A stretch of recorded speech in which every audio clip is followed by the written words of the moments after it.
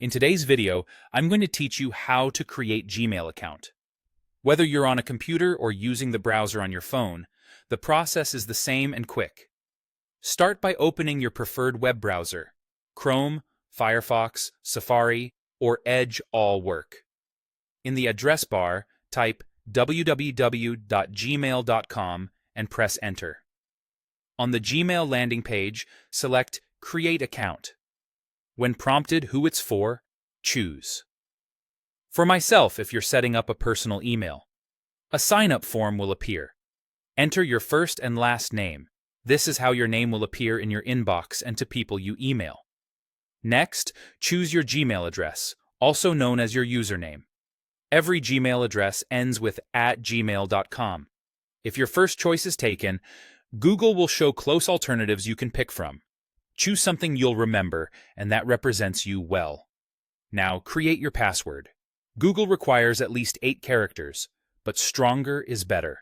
Use a mix of upper and lowercase letters, numbers, and symbols, and avoid anything easy to guess or that you've used elsewhere.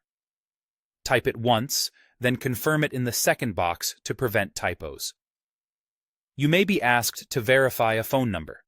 If prompted, enter your number and look for a text message with a 6-digit code.